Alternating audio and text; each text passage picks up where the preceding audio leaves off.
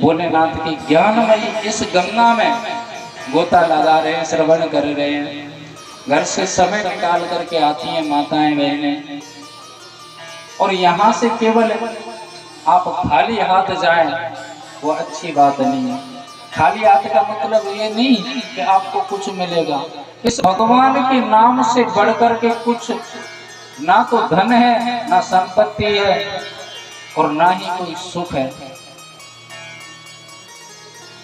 स्वयं भगवान कहते थे इस बात को। आपने श्री मद्भागवत कथा तो श्रवण खूब किए। रुक्मिणी जी को ताना दिया था द्वारकाधीश ने। वो ताना कौन सा दिया था कि ना तो मेरे नाम का पता, ना मेरे माता पिता का पता, और तुमने मुझ जैसे एक साधारण पुरुष से विवाह कर लिया। अभी भी कुछ नहीं बिगड़ा रुक्मिणी, आप शिशुपाल से विवाह कर सकती हो।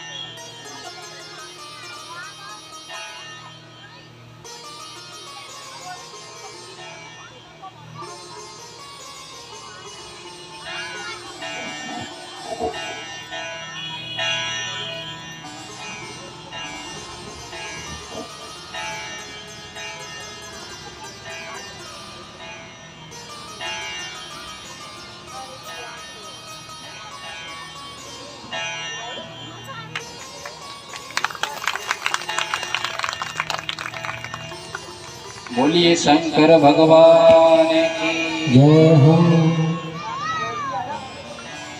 तो द्वारकाधीश ने ताना दिया था माता रुक्मिणी को कि ना तो जिसका नाम पता है और ना जिसके माता पिता का नाम पता, तुमने ऐसे अभागी तुच्छ मनुष्य से विवाह कर लिया।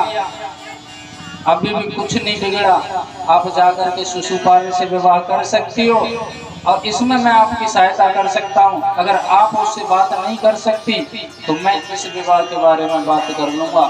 और ये बात कब कही थी द्वारकाधीश ने कि जब द्वारकाधीश के पुत्र हो गए, पुत्रों के पुत्र हो गए, और पुत्रों के पुत्रों के भी पुत्र हो गए।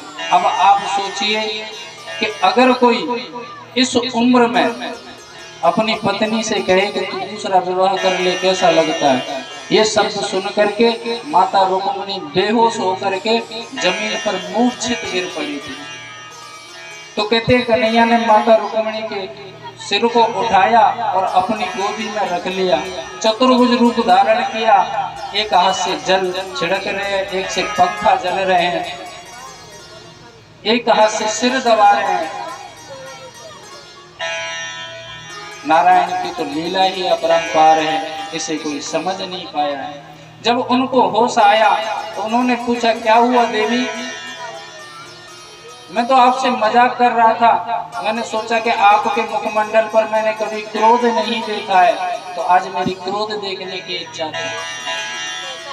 स्वयं परमपिता परमात्मा अपनी पत्नी के मुख पर क्रोध देखना चाहता है, क्योंकि उन्होंने जीवन में कभी रुक्मिणी जी को क्रोध करते हुए नहीं देखा।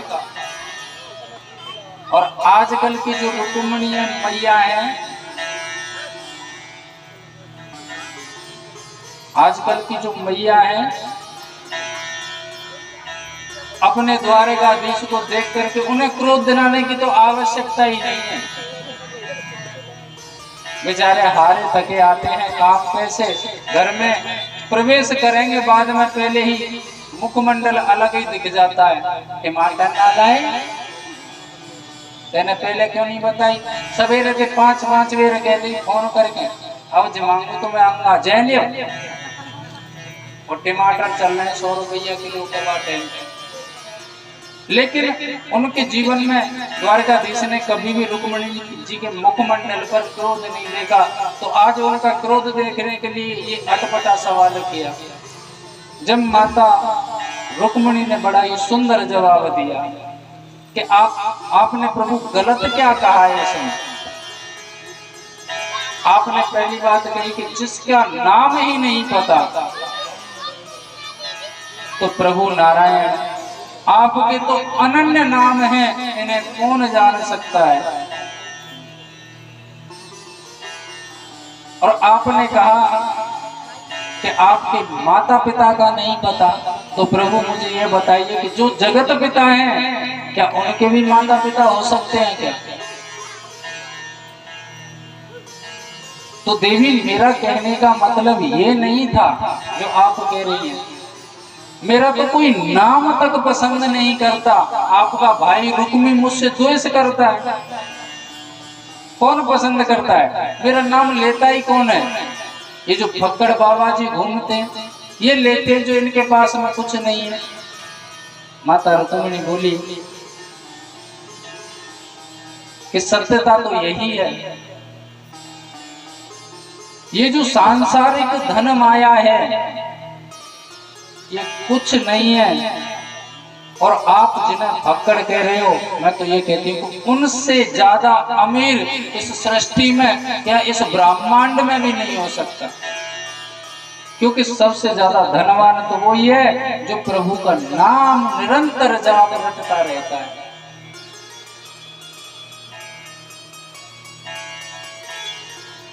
इधर माता सती, राजकुमारी सती धीरे धीरे बड़ी हो रही है। तो कहते हैं कि जो बालक होता है उसको समझ लो कि कोरा कागज है। राजकुमारी सती माता आदिशक्ति का अवतार अवश्य है, लेकिन उन्हें कुछ भान नहीं है। वो पिता दक्ष की छत्र छाया में पली है, तो ये समझो बिल्कुल कोरा कागज है। और कोरे कागज पर जैसा लिखोगे वैसा ही हमें दिखेगा। माता सती को, राजकुमारी सती को दक्ष प्रजापति ने बिल्कुल ऐसा अनुकूल डाल दिया कि शिव की तरफ ध्यान ही नहीं जाए,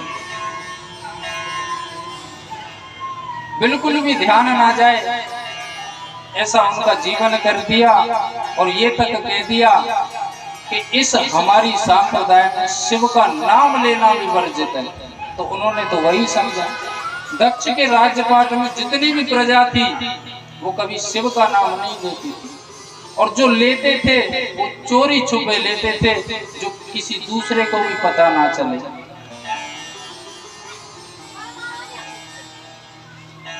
अगर कोई मनुष्य नाम भी लेता, शिव की आराधना भी करता, तो वो अपनी पत्नी से भी छुपा करके करता। अब आप कहोगे कि पत्नी से छुपा करके क्यों? पत्नी से कोई बात नहीं छुपानी चाहिए। बिल्कुल सत्य बात है कि पत्नी से कोई बात नहीं छुपानी चाहिए, लेकिन कुछ जरूरी आवश्यक बात है जिसके द्वारा नुकसान हो जाए, वो बात नहीं बतानी चाहिए। इसका कारण है कि माताओं के पेट में कोई बात 2 घड़ी से ज्यादा रुकती नहीं। अगर किसी ने कह दिया कि ये बात मैं तुझे बता रहा हूं लेकिन तू किसी को बताना मत, पति ने अगर ये बात कह दी पत्नी से कि ये बात है और इसे किसी को बताना मत, और ये शब्द बोल दिया ना कि किसी को बताना मत, भाई टाइम के अफरास प्रारंभ है जाए पेट में। एक जगह बैठ नहीं सकती है माताएं, और वहां से निकल के थोड़ी देर में पति बाहर जाए थे, मैं पड़ोसन के जो जी एक बात बताऊं, वैसे तुम कहो तो क्या मत दी, मेरे आदमी ने नहीं कर देगी। अरे कहा बात है जी कैसी बात कर रही है, तुम्हारी बात है मैं कोई तो कहूंगा, झट बता दिया। और वो सुन के वो बातें निकलेगी दूसरी के जो, और ये तुम्हारी वो ऐसे कह रही थी को क्या मत दियो, नहीं खामा का व्यवहार खत्म है, जाकर लड़ाई हो जाएगी, ऐसे ही ऐसे बातें फैल जाती है। दक्ष प्रजापति के डर की वजह से अपनी पत्नियों को भी नहीं बताते थे जो शिव भक्त थे। लेकिन दक्ष प्रजापति के यहाँ पर एक ऐसे भक्त थे जो शिव भक्त थे और दक्ष प्रजापति के महल में आते जाते रहते थे। वो थे दधीची मुनि। दक्ष प्रजापति ने एक मूर्ति बनवाई थी जिसमें ब्रह्मा जी प्रतिष्ठित थे और नारायण प्रतिष्ठित थे, लेकिन शिव जी उसमें प्रतिष्ठित नहीं थे। ये मैंने कथा बताई थी थोड़ी सी परसों के दिन। लेकिन जो शिल्पकार था, मूर्तिकार था, उसके कहने पर राजकुमारी सती ने उसमें शिवलिंग प्रतिष्ठित कर दिया, जिससे वो मूर्ति प्रतिष्ठित हुई। जब पता चला पिता दक्ष को तो बड़े क्रोधित हुए, ये कृत्य किसने किया है? तो सती बोली, पिताजी मैंने 1,00,000 कमल पुष्पों पर नारायण नाम लिखने का दंड दिया दक्ष ने। उन्होंने उस दंड को स्वीकार किया, लेकिन शिव की माया से प्रेरित होकर के उन्होंने शिव नाम लिखा उन कमल पुष्पों पर। दक्ष प्रजापति को बड़ा क्रोध आया फिर, लेकिन समझ गए ये शिव की ही चाल है, मुझे नीचा दिखाना चाहता है मेरी पुत्री सती के माध्यम से। दक्ष प्रजापति ने क्या किया कि चलो कोई बात नहीं बेटी, गलती हो जाती है, पर ध्यान रखना आगे से कि जीवन में ऐसी गलती मत करना, क्योंकि हमारी संप्रदाय में शिव पूजा नहीं है। उस समय जो नीति बनाई थी वो दक्ष प्रजापति ने बनाई थी, अपने राज्य के नियम कि मेरे राज्य में क्या हो सकता है क्या नहीं हो सकता, कौन रह सकता है कौन नहीं रह सकता। अब जो मूर्तिकारों ने जो मूर्ति बनाई थी उनको बुलाया और सभी को परिवार सहित अपने राज्य से निष्कासित कर दिया। अब बताओ उन शिल्पकारों को दुखी होना चाहिए या खुशी होना चाहिए? दुखी होना चाहिए ना, लेकिन शिल्पकार सभी खुश थे। कारण क्योंकि सभी शिल्पकार त्रिदेवों में प्रीति रखते थे, भोलेनाथ को भी मानते थे, नारायण को भी मानते थे और ब्रह्मा जी को भी। लेकिन दक्ष के शासन काल में रहेंगे तो उन्हें शिव से वंचित रहना पड़ेगा, छुप छुप करके अपनी भक्ति करनी पड़ेगी। वो इस बात से खुश थे कि आज हमें अपने राज्य से निष्कासित कर दिया और अब हमें शिव का नाम लेने से कोई रोक नहीं सकता। भोलेनाथ की ऐसी महिमा सभी शिल्पकार चल दिए। दक्ष प्रजापति का एक नियम था कि प्रातः जब दक्ष प्रजापति अपनी संध्या वंदन पूजा पाठ इत्यादि करते तो राजकुमारी सती नदी से जल लेकर के आती थी, सरस्वती नदी से जल लेकर के आती जब उनका पूजा पाठ इत्यादि होता। इधर से शिल्पकार जा रहे हैं, उधर से राजकुमारी सती जल लेकर के आ रही हैं। तो कहते हैं जो शिल्पकारों की पत्नियां थी वो सती को देख करके क्रोधित हो गई। अगर किसी माता की वजह से या किसी कन्या की वजह से अगर किसी को दुख होता है, घर से बेघर होता है, तो आप सोचिए कि जो दूसरी माता है उनको कैसा लगता है। और वो अगर स्त्री सामने आ जाए, वो माता सामने आ जाए, फिर देखो उनके शब्दों का उच्चारण देखो, रे या की वजह से निकल ऐसे कहना। अगर राजा की बेटी ना होती तो यह बताते फिर हम, क्योंकि ना ये आप शिवलिंग को प्रतिष्ठित करती, ना हम घर से बेघर होते। जब ये शब्द सुने माताओं के तो शिल्पकारों ने अपनी पत्नियों को डांटा, बोले तुम ये कर क्या रही हो? क्योंकि शिल्पकारों को भान था कि ये सती स्वयं आदि शक्ति है और शिव की अर्धांगिनी है। क्योंकि ये बातें आकर के दधीची मुनि उनको बताते रहते, यहाँ तक कि ये कह दिया था कि शिव विवाह की सती के साथ में तैयारियां हो चुकी हैं। अब बस देखना ये है, दर्शन ये करना है कि ये विवाह होता कब है। वो वहां से चले जा रहे हैं, फिर भी सती ने पूछा कि मैं आपसे सभी से क्षमा मांगती हूँ कि मेरी वजह से आपको ये दंड सहना पड़ रहा है, लेकिन मैं क्या करूं, अगर मेरी क्षमता होती तो मैं कभी भी इस शासन से आपको जाने नहीं देती। माताएं बोले कि तुमने तो जो किया वो अच्छा किया, लेकिन ये बताओ अब हम रहेंगी कहाँ जाए अपने परिवार बच्चों को लेकर के। सामने से दधीचि मुनि आ गए, शिव भक्तों की टोली, जिन्हें कहते हैं अघोरी महात्मा। तो उन्होंने कहा कि चिंता मत करो माताओं, जिसका कोई नहीं होता उसका महादेव होता है। क्योंकि जब भी तो उनको कहा है देवों के देव महादेव, जिसके यहाँ पर कोई भी नियम नहीं चलता, न पूजा पाठ इत्यादि में कोई नियम है भगवान शंकर का। जैसा आपको उचित लगे, जैसा मन में आए, उस प्रकार भोलेनाथ की पूजा कर सकते हैं।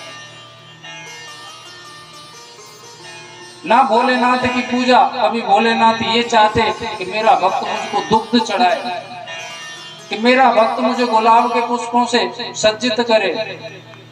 उनको तो जैसा भी हो आपके पास हो, समय हो तो ठीक, नहीं हो तो कोई बात नहीं, जो अर्पण करो वो स्वीकार करते हैं।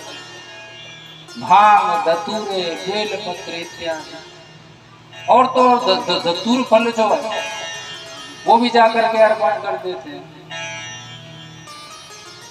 और इतने भोले हैं कि मैंने बताया था कथा में कि अगर एक बालक ने बिलपत्र तोड़ने के लिए जब शिवलिंग पर चढ़ा तो पसीने की बूंद टपक गई, उसी से प्रसन्न होकर के आ गया। भोलेनाथ तो इतने भोले हैं, लेकिन भोलेनाथ की कृपा का पात्र वही है जिस पर भोलेनाथ की अति कृपा हो, नहीं तो भोलेनाथ को कौन पूजता है।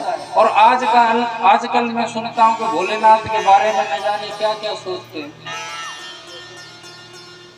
कहते हैं गांजा पीने का आजकल बहुत शौक है, भैया ये नशा की चीज है, ये नहीं पीनी चाहिए। भोले की बूटी है, सब भोले, भांग भोले की बूटी है।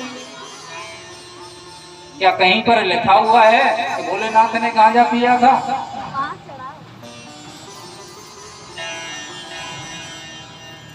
बताइए, क्या कहीं पर लिखा हुआ है कि भोलेनाथ ने भांग पी थी? ये हम और आप लोगों ने बना के मनगढ़ंत कथाएं लोगों को भ्रमित कर रखा है। इनको स्वीकारा जरूर था, जितनी भी ये अवक्ष वस्तुएं थी भोलेनाथ ने स्वीकारा था कि इन अवक्ष वस्तुओं का सेवन सांसारिक मनुष्य या सृष्टि में कहीं पर इनका उपयोग नहीं होना चाहिए। इसलिए उन्होंने अपने ऊपर अपने गले से लगाया था उनको, लेकिन मनुष्यों ने न जाने क्या क्या उसकी दुर्गति बना ली और उसकी आदत डाल रखी है। चलो मान लिया कि भोलेनाथ इसका सेवन करते हैं, भोले की बूटी है, भोले का प्रसाद है, तो भैया आप ये क्यों भूलते हैं कि भोलेनाथ ने कालकूट विष भी पिया था? एक क्षण वो भी क्यों प्रसाद है। बोलिए शंकर भगवान की जय हो। दधीचि मुनि कहते हैं कि जिसका कोई नहीं होता उसके देवों के देव महादेव होते हैं। आपको दक्ष ने ही तो अपने शासन से निकाला है, आओ आपको हम ले चलते हैं भोलेनाथ के पास। बोले कहाँ? बोले कैलाश। और यही शिल्पकार चाहते थे, बड़े खुश हुए मन में, और जितना जीवन में कभी उन्होंने कुछ इतना आनंद नहीं देखा, उस दिन केवल दधीचि मुनि कहने से वो आनंद उनको प्राप्त हो गया। खुशी के मारे झूम उठे और दधीचि मुनि के साथ में कैलाश में वास करने के लिए पहुंचे और भोलेनाथ ने उनको अपनाया। क्योंकि दक्ष प्रजापति का जो शासन था कैलाश पर नहीं था, शमशान से इधर का शमशान था बीच में, कैलाश और दक्ष प्रजापति के शासन के बीच में। शमशान से इधर का जो था वो दक्ष प्रजापति का शासन था, लेकिन शमशान की रेखा से प्रारंभ हो जाता था कैलाश का शासन। कैलाश क्षेत्र में कभी भी कोई नियम नहीं चलता, और उनकी भोलेनाथ की सेवा में तत्पर रहते हैं नंदीश्वर महाराज। ऐसे नंदीश्वर महाराज जो कहते हैं निस्वार्थ भक्ति करते हैं। निस्वार्थ भक्ति का मतलब समझते हो मैया? हे भोलेनाथ तेरी आरती कर रहे हैं न कि छोरा को ब्याह है, इसको कहते हैं निस्वार्थ भक्ति। कहते हैं कि जिस भक्ति में कोई कामना ना हो, भक्ति समझ करके पूजा पाठ, ये मन में ये समझ करके पूजा पाठ करें कि ये हमारा पूजा पाठ करना हमारा धर्म है, भक्ति हमारा सनातन धर्म है। लेकिन नहीं, आजकल तो भगवान को ऑफर देते हैं हम लोग, हे भोले बाबा आप तो सबसे भोले हो, अगर मेरे फलानो काम है जाए तो मैं 1.25 किलो सोने को घंटा चढ़ाऊंगा। अरे वो परमपिता परमात्मा है, तुम्हारे नौकर थोड़ी ना है जो तुम्हारा ऑफर स्वीकार करेंगे। आप कर्म तो करो मत, भगवान के ऊपर डिपेंड रहो, तो क्या तुम्हारी मनोकामना पूरी हो जाएगी? उसके लिए कर्म करना अनिवार्य है। अगर कोई बाधा है बीच में, उसे भोलेनाथ बीच में से हटा देते हैं।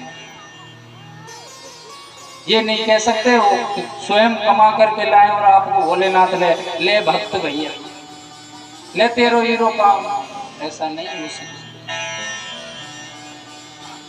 गोस्वामी तुलसीदास जी भी कहते हैं रामचरितमानस में, कर्म प्रधान विश्व रच राखा। कर्म को ही प्रधान माना गया। अगर हम कर्म नहीं करेंगे तो उसका फल हमें नहीं मिलेगा। हमारे सामने भोजन की थाली आ गई, अब आप कहोगे कि ये एक नसीब को लेकर के और चलते हैं। मानता हूं मैं नसीब होता है, लेकिन वो भी मेहनत का गुलाम है। नसीब मेहनत करोगे तो ही नसीब साथ देगा, अन्यथा नहीं देगा। सामने भोजन की थाली परोस करके आ गई और अब आप कहो कि ये थाली बिना हाथ चलाए, हाथ पैर चलाए और बैठे बैठे ऐसे ही भोजन की पूरी पेट में पहुंच जाए, तो वो नहीं पहुंच सकती। कर्म तो उसके लिए करना पड़ता है।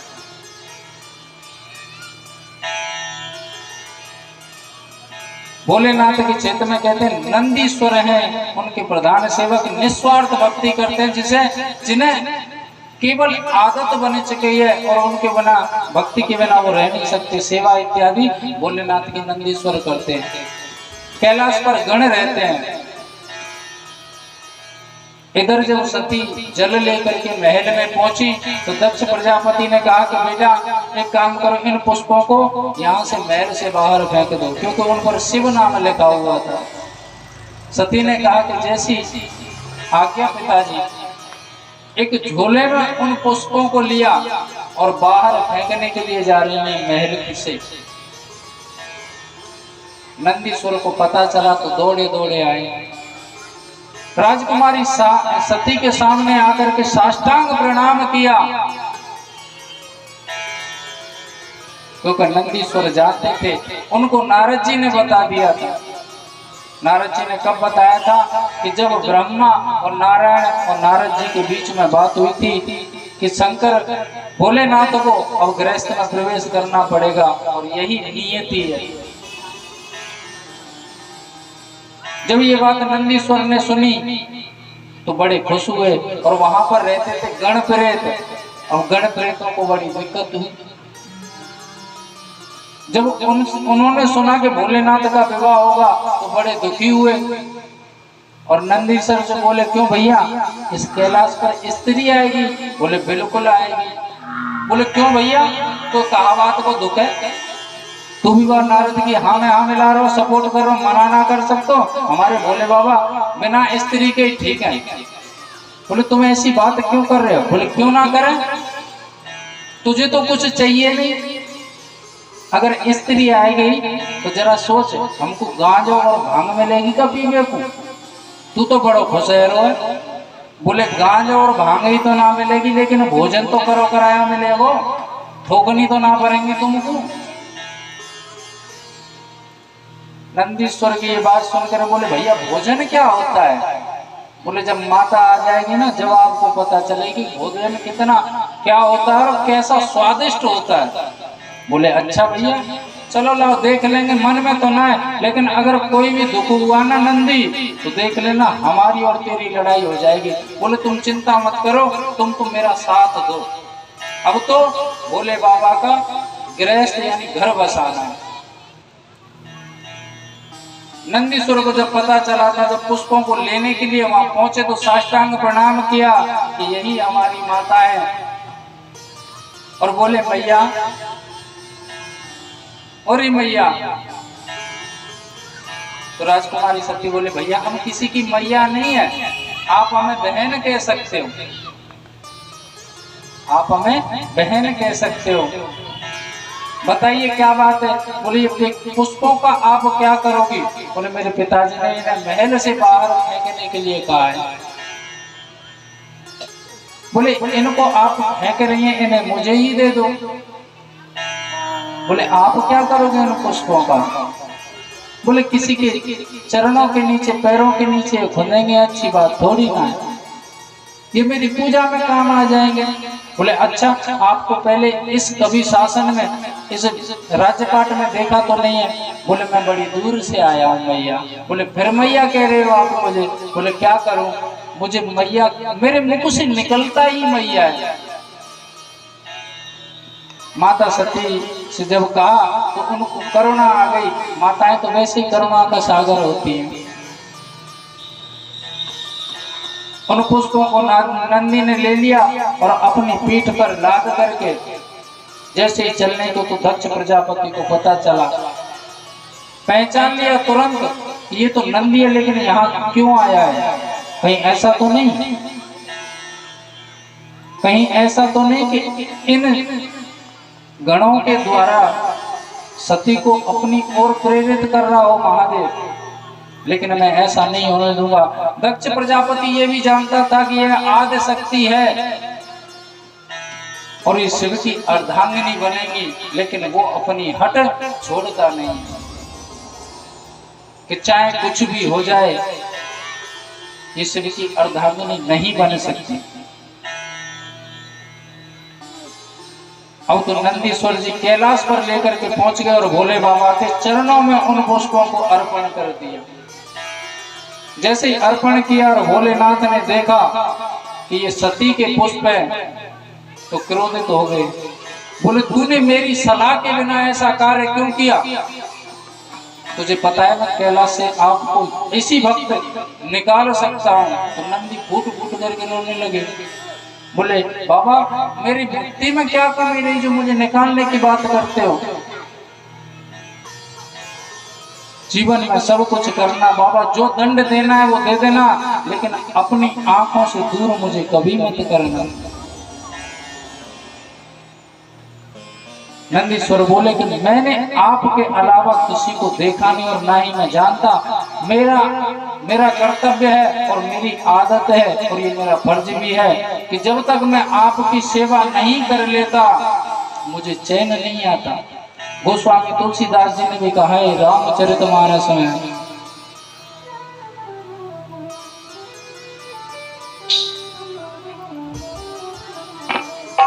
आस तो से तुम अब गढ़दानी, आस तो से तुम्हें अब गढ़दानी, आस तो से तुम अब गढ़दानी, आस तो से तुम्हें अब गढ़दानी। आरती हरो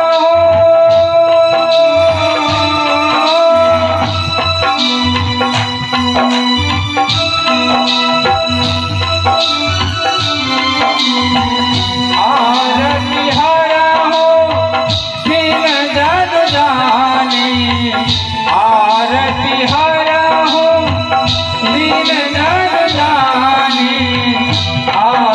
बोले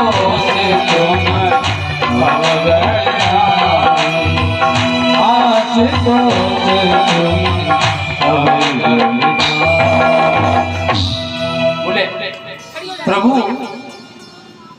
आपके बिना मैं कैसे रह सकता हूँ, प्रभु मुझे क्षमा करें, लेकिन आप ही बताइए मैंने ऐसा कौन सा गलत कार्य किया है। मेरे इष्ट मेरे बाबा का नाम जिन पुस्तकों पर लिखा है, अगर वो किसी नाली में या किसी के पैरों तले रौंदे जाएं, ये मुझसे बर्दाश्त नहीं होगा। मैं अपने प्रभु का अपमान नहीं देख सकता। भोलेनाथ ने देखा कि ये नारद जी की बातों पर आ गया है, और जबकि भोलेनाथ सब जानते थे कि ये सब होना है, लेकिन भोलेनाथ कहते हैं कि जब भगवान भक्तों को अपनाता है तो ठोक पीट करके देख लेता है कि ये जो मेरी भक्ति कर रहा है वो सच्चे मन से कर रहा है या केवल दिखावा है। और आजकल दिखावे की भक्ति ज्यादा है। भगवान न जाने किस किस प्रकार भक्ति की परीक्षा लेते हैं, भक्ति मार्ग पर चलता है। कल मैंने बताया था आपको, पहले नंबर लगता है घर से ही, या भगत ही ना कछु ना धरो या निकाल के बगल धर दे। घर में रहना है, हमदा चलनी है तो काम करना पड़ेगा। ज्यादातर यही देखने के लिए मिलता है।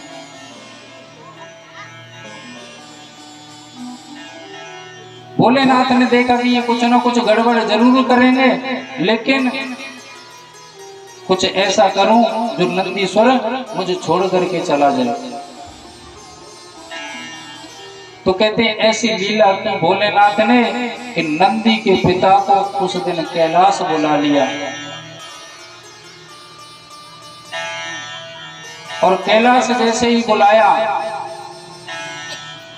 उनसे भेंट हुई तो नंदी के पिता श्रीलाद ने कहा कि प्रभु वैसे आपने मुझसे मेरे साथ में जो किया वो अच्छा नहीं किया। महादेव बोले क्या हुआ श्रीलाद? बोले मैंने आपकी तपस्या करके एक पुत्र मांगा था और आपने मुझे दिया, लेकिन ऐसा पुत्र नहीं मांगा था मैंने जो वो मुझे छोड़ करके अपने कर्तव्य को छोड़ करके वो यहाँ कैलाश पर रहता है, आपके साथ आपकी सेवा करता है। प्रभु ये अच्छी बात है, लेकिन ये अपना जो धर्म है, अपना फर्ज है, उसे नहीं निभा रहा।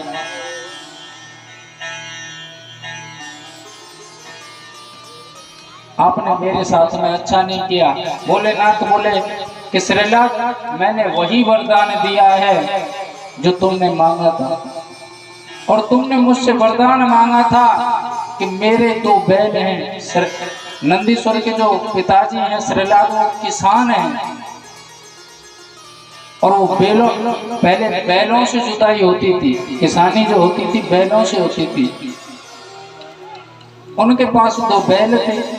जब भोलेनाथ की तपस्या उन्होंने की, भोलेनाथ ने वरदान मांगने के लिए कहा, तो उन्होंने कहा,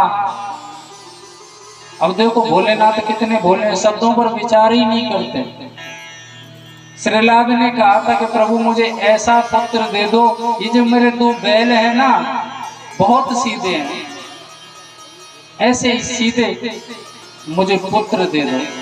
भोलेनाथ ने कहा कि तथास्तु, जैसा तुझे चाहिए मिल जाएगा।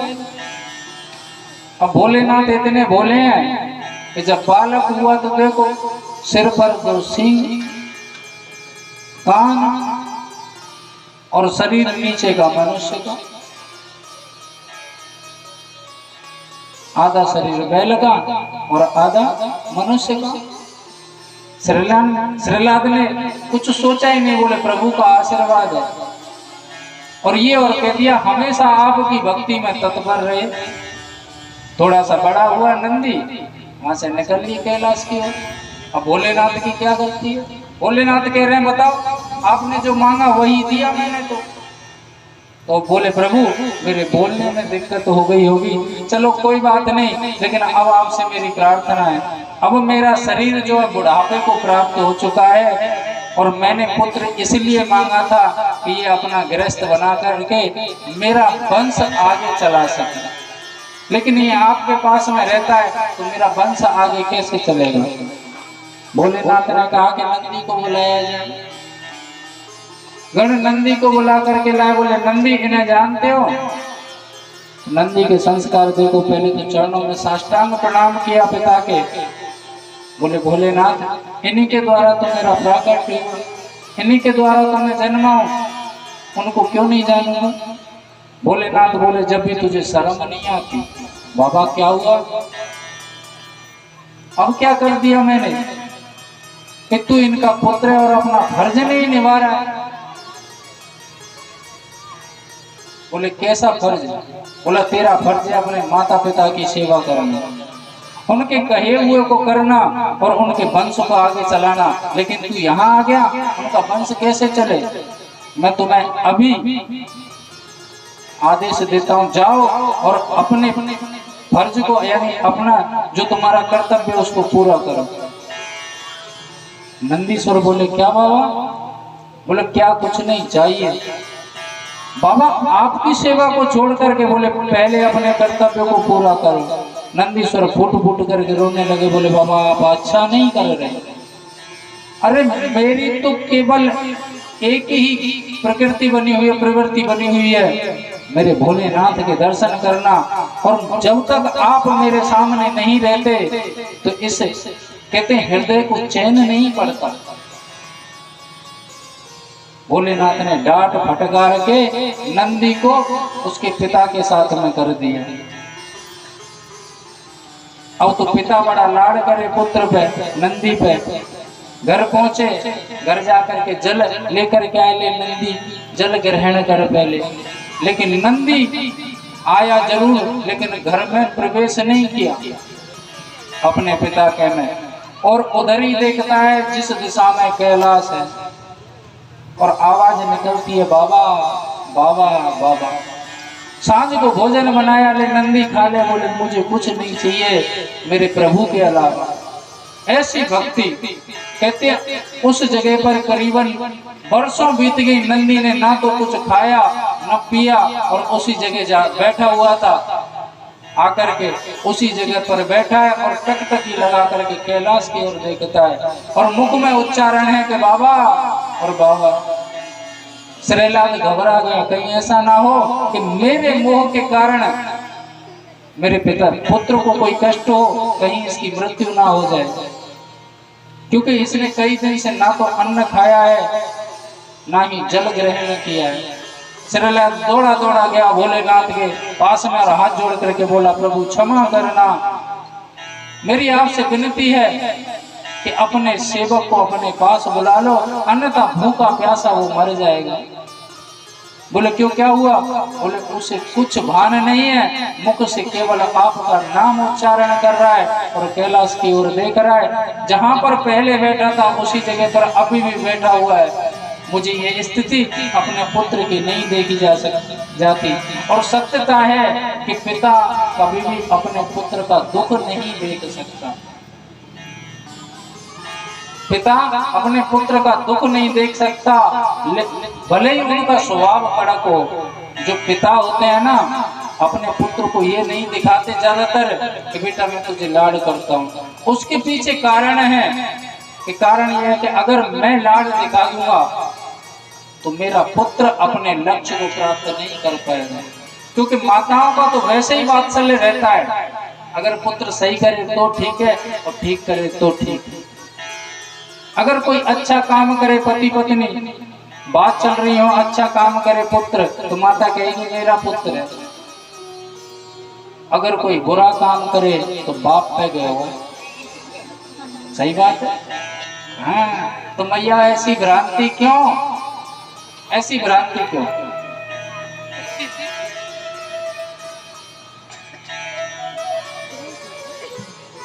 पिता ये नहीं दिखाता अपने पुत्र को कि बेटा मैं तुझसे प्रेम करता हूं, लेकिन उसकी हर ख्वाहिश पूरी करता है।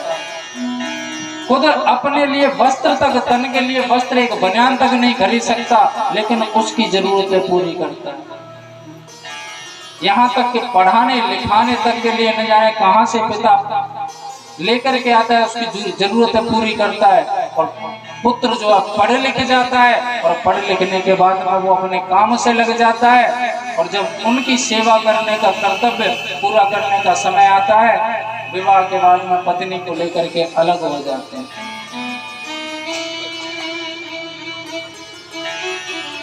और जब कहते हैं कि बेटा हमारा शरीर साथ नहीं देता, हमें अपने साथ रख लो, जिन्होंने जीवन भर न जाने किस तरीके से पाला पोसा, और वो उनसे पिता और माता स्वयं कहते हैं कि बेटा अपने पास रख लो। बोले नहीं नहीं, आपको बीमारी है, क्योंकि बुढ़ापा है ही ऐसा जो बीमारी ग्रसित तो शरीर हो ही जाता है। आपको बीमारी है, मेरे बच्चों को डिस्टर्ब होगा और ये होगा, कोई बात नहीं पापा, मैंने आपकी व्यवस्था कर दी है अनाथालय में, अनाथ आश्रम में मैंने आपकी सेवा कर दी है। और एक कड़वी सच्चाई है कि अनाथालय में जितने भी वृद्ध पुरुष मिलेंगे, उनसे जाकर के पूछना कि आपका बेटा क्या करता है, तो कहते हैं कि मेरा बेटा इतना बड़ा अधिकारी है, मेरा बेटा ये सर्विस करता है, मेरा बेटा वो करता है। इससे मैं मानता हूं कि प्रभु जिन्हें निर्धन रखते हैं ना, वो अपने दायित्व को भली भांति समझते हुए कभी निर्धनों के माता पिता अनाथ आश्रम में नहीं जाते, कभी ठोकर खाते हुए नहीं फिरते। किसी बेटी ने कहा था कि अगर माता पिता की सेवा का भार अगर पुत्रियों को दे दिया जाए तो अनाथ आश्रम बंद हो जाएंगे। किसी अनाथ आश्रम का मुख नहीं देखना पड़ेगा माता पिता को। तो उस पुत्री को किसी ने बड़ा सुंदर जवाब दिया था कि आप जो कह रही हैं वो सत्य है, लेकिन आप जो बेटियां हैं और ससुराल में जाकर के अपने ससुर और सास को अगर माता पिता माने, तो मैं ये कहता हूँ कि अनाथ आश्रम नाम की कोई वस्तु होती है या कोई घर होता है, वो कभी मिल ही नहीं सकता इस पृथ्वी पर।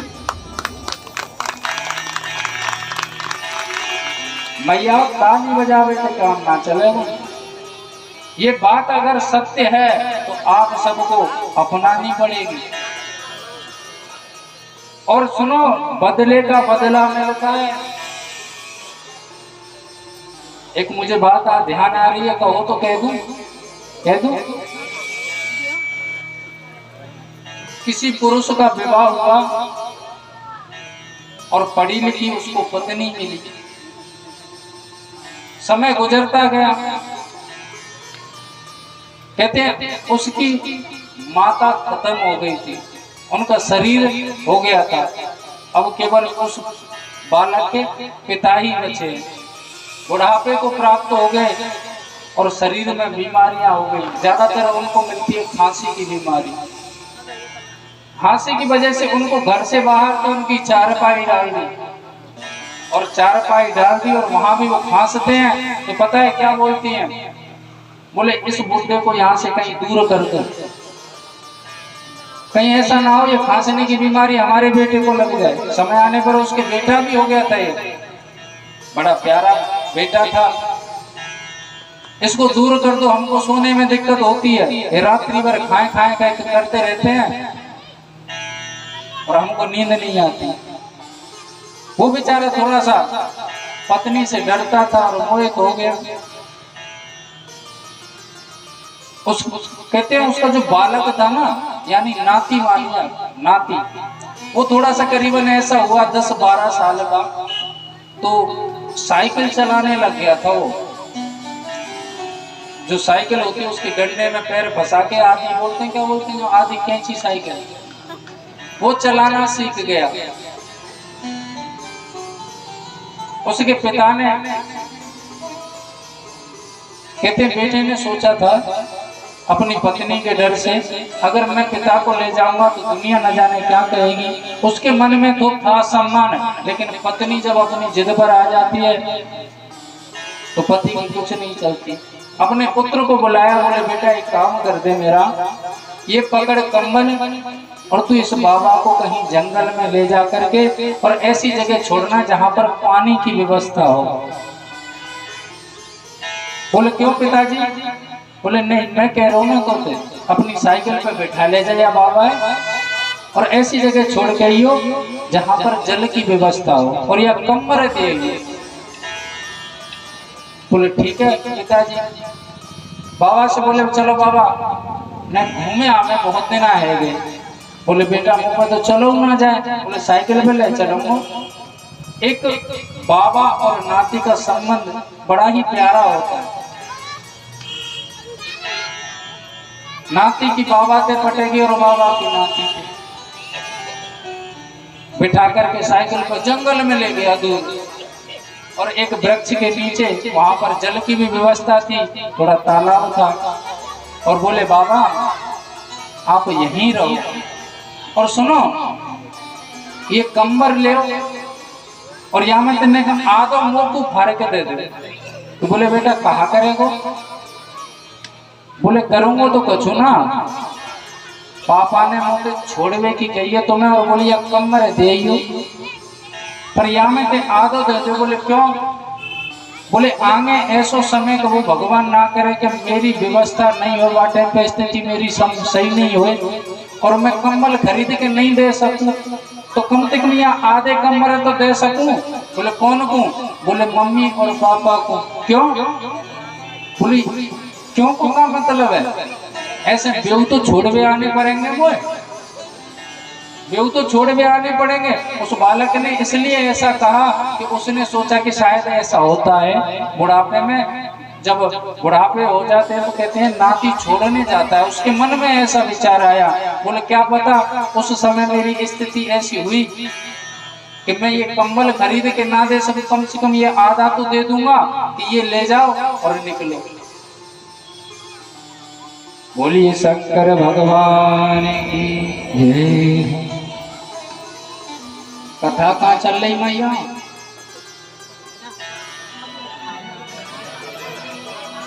बोलिए शंकर भगवान की जय। नमः पार्वती पतये हर हर हर महादेव।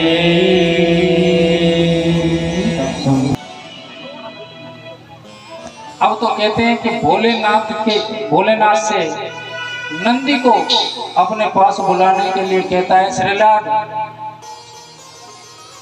लेकिन भोले बाबा बोले कि श्रीलाद जाओ उसे भेज दो कि कैलाश पर मैंने उसे बुलाया। श्रीलाद आया और नंदी से बोला कि जा नंदी तुझे महादेव ने बुलाया है। अरे तूने सुना नहीं, महादेव ने तुझे कैलाश बुलाया, तू जाना चाहता है ना कैलाश, जा। आज से मेरी तरफ से तू फ्री है, ना तेरा कोई कर्तव्य है और ना ही कोई कर्म है और मुझे कोई अपना वंश नहीं चलाना। मैं तो तेरी भक्ति के सामने सब कुछ बलिदान करता हूँ और मैं चाहता हूँ कि हर घर में तुझ जैसा पुत्र हो जो परमपिता परमात्मा की भक्ति करेंगे, भक्ति के सामने किसी को कुछ ना समझे। जाओ आपको महादेव ने बुलाया। और नंदी कैलाश की तरफ देखते हैं, कुछ बोले ही नहीं। नारद जी आगे, नारद कहते हैं नंदी ये सत्य बात है, आपको बाबा ने बुलाया है।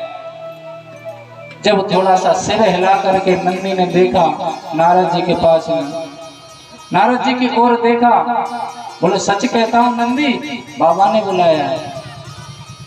बोले बाबा को भेज दो। नंदी कहता है कि बाबा को भेज दो। नारद जी बोले कैसी बात करते हो नंदी, वो देवों के देव महादेव हैं, संहार करता है, वो कैसे आ सकते हैं।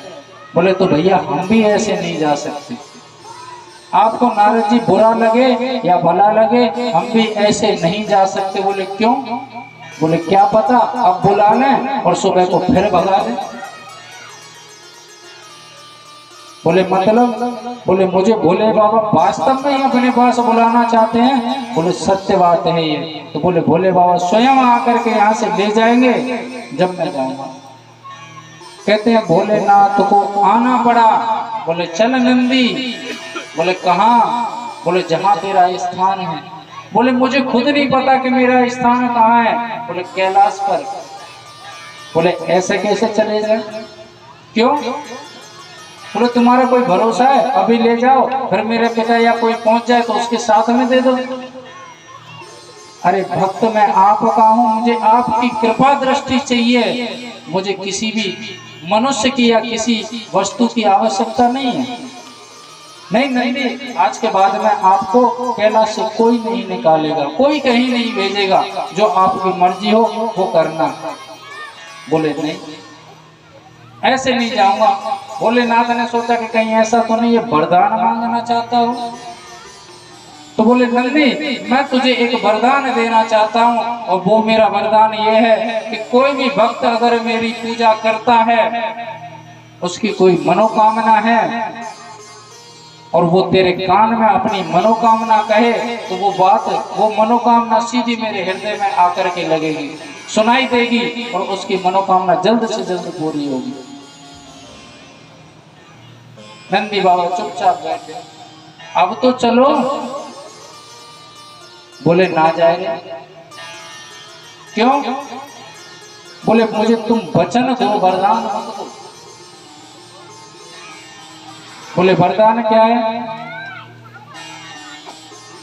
बोले वरदान और वचन में अंतर क्या है? बोले वरदान में कामना होती है और वचन में कोई कामना नहीं होती। बोले अच्छा,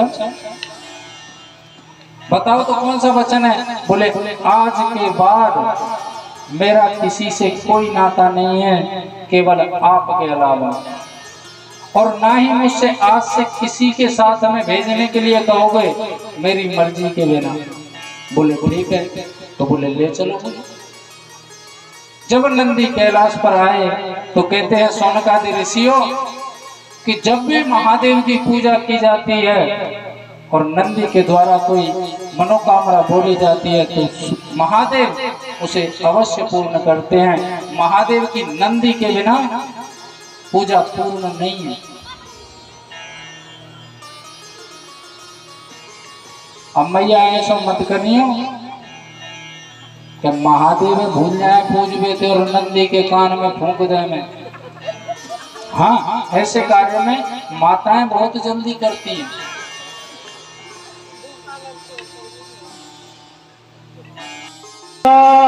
की 60 वर्ष की मैया नाच में खड़ी है और शर्म कर रही है, करी जो रिक्की नाच रहे और नाच में तो आवाज की शर्म भगवान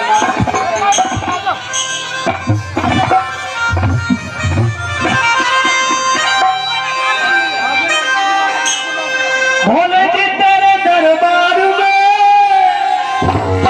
भोले जी तेरे दरबार में मैं तो नाचूंगी अब करी जो। भोले जी तेरे दरबार में, भोले जी तेरे दरबार में।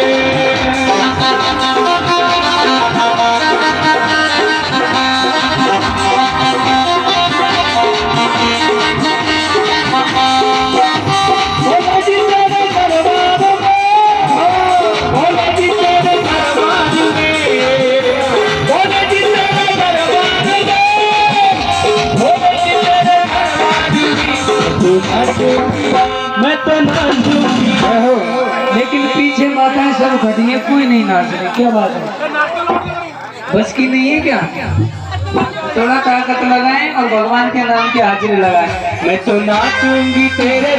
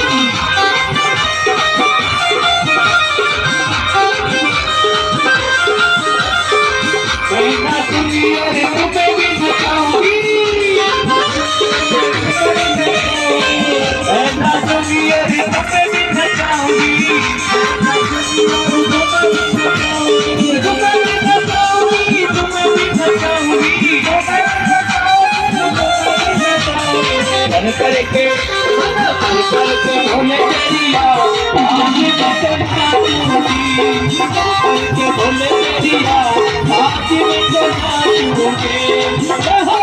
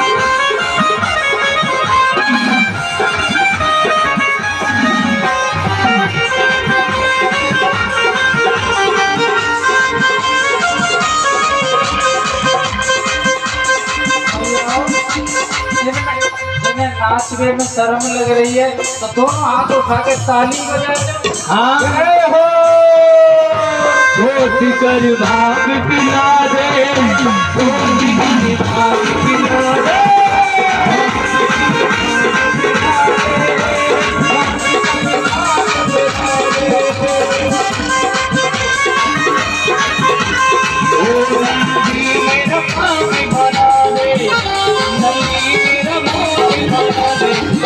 कर भाग पिला दे कर भाग पिला दे कर भाग पिला दे कर भाग पिला दे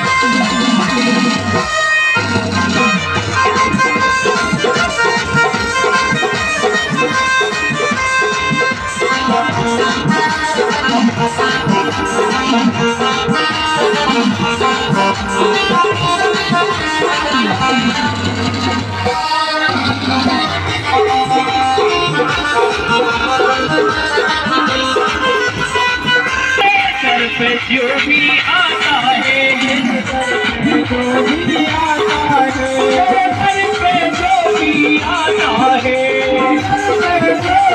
आता है, होली भरते ले जाता है,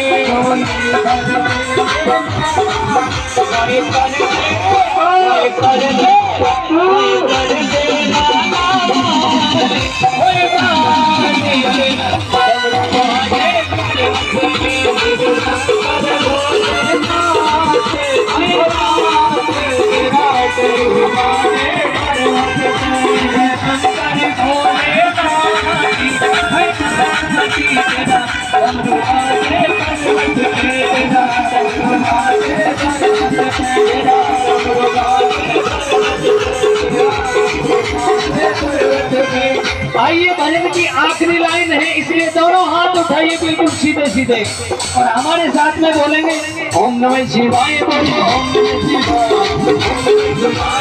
ओम नमः शिवाय बोलो, ओम नमः शिवाय, ओम नमः शिवाय बोलो, ओम नमः शिवाय, ओम नमः शिवाय बोलो, ओम नमः शिवाय, ओम नमः शिवाय बोलो, ओम नमः शिवाय, ओम नमः शिवाय बोलो,